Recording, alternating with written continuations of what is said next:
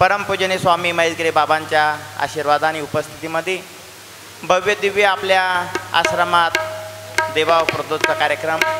आज आपण भाग्यवान आहात की सद्गुरू जनार्दन स्वामी जय बाबाजींच्या आईंची पुण्यतिथी प्रत्येक आश्रमात अन्नदान होतं आणि जे बाबाजींच्या आईचं आज भाग्यवान आहात की दिव्य संत सद्गुरू जनार्दन स्वामी की बाबाजी आपल्या सर्वांच्या आईची पुण्यतिथी भव्य दिव्य आपल्या आश्रमात साजरी झाली। नाशिक असेल, कोपरगाव असेल, सगळ्या जगाच्या कल्याणा संताच्या भूती देह कष्टभीत परोपकार की बाबाजीचं कार्य देवाव आपण भाग्यवान आहात की असा बाबाजींच्या आश्रमात आपल्या गौरीशंकर आश्रमातून सर्मदान असेल जे सद्गुरू जनार्दन स्वामीला आवडायचं गोसेवा, सर्मदान, अन्नदान आणि नित्यनेमाने आपल्या आश्रमात चालू आहे।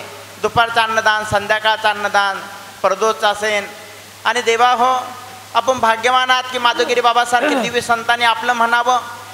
आज आपण पाहत असेल पाश्चात्य देशातली संस्कृती टी व्हीला पेपरला पाहिल्यावर डोळ्यात पाणी येतं की आज बाबाजींच्या कृपेनं आपली पंगत चुकली चालती पण संगत चुकली नाही पाहिजे, संगत संतांच्या संगतीला राहिलं पाहिजे। आज आपण पाहत असेल तरुण मुलं पाहिल्यावर आज काळाची गरज आहे की संस्काराची आणि ते स्वामी माधवगिरी बाबांनी आपल्या पदरात की आपण भाग्यवान आहात की परमपूजनीय स्वामी महेशगिरी बाबासारखे दिव्य संत आपल्या जाफराबाद भोकरदन तालुक्यात बाबाजींनी दिले। आज आपण पाहू लागलेलो आहोत की बाबाजींच्या कृपेनं ज्याप्रमाणे संस्काराची गरज असते, ज्याप्रमाणे लईन असेल पण आर्थिक नसल्यावर बलब लागत नाही, मुलांना शिक्षण भरपूर द्या पण संस्कार म्हणजे अनुष्ठान असेल। आपल्या कोपरगावचं, नाशिकचं, आपल्या आश्रमातलं ते आर्थिक म्हणजे संतांचे विचार आहे आणि या विचाराने आपण पुढे चालणार आहोत। आणि आज परमपूजनीय स्वामी महेशगिरी बाबा देवाव नित्यनेमाने अनुष्ठान असेल। आत्ताच मागच्या प्रदोषला 20 तारखेला बाबांच्या अनुष्ठान सांगता झाली।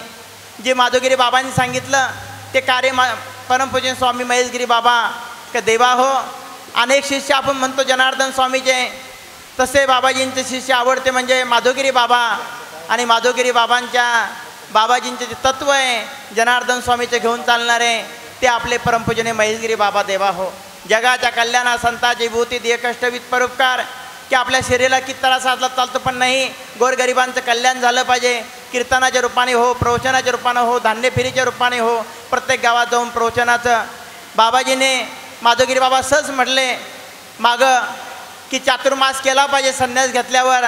सहज महेशगिरी बाबाला असं म्हटलं नाही तुम्ही करा म्हणून, पण गुरुवाक्यम सदा सत्य आणि माधवगिरी बाबांचं वाक्य निघालं आणि महेशगिरी बाबाने एका मिनिटात की चातुर्मासात 2 महिने बाबा कुठे गेले नाही, कोणत्याही नाही नियम सोडला नाही की माधवगिरी बाबाच्या मुखातून निघावं आणि बाबांनी ऐकावं।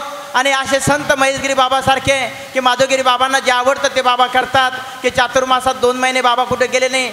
बाबांची तब्येत बिघडली 1 तारखेला, डॉक्टर सांगत होते तुम्ही जा जालन्याला किंवा संभाजीनगरला, बाबांनी सांगितलं 7 तारखेला चातुर्मास संपण्याचा रोग मी जात नाही, माझ्या देवाने किती परीक्षा पाहिली चालते, सगळं दवाखान्यात बाबांनी इथं केलं, सलाईन कोणी संभाजीनगरला गेलं असतं, जालन्याला गेलं असतं पण नाही गुरुवाक्यम सदा सत्य। 7 तारखेला बाबा कुठं आश्रमाच्या बाहेर गेले नाही आणि असे संत आपल्याला मिळाले माधवगिरी बाबा आणि देवा हो महेशगिरी बाबा आपले दिव्य संत। आणि आता बाबांच्या मुखातून आपल्याला प्रवचन ऐकायचं आहे। बाबांनी 2 मिनिटं बोलण्यास संधी दिली। मी काही प्रवचन कीर्तनकार नाही, जनार्दन स्वामींच्या बालवाडीतला विद्यार्थी आहे।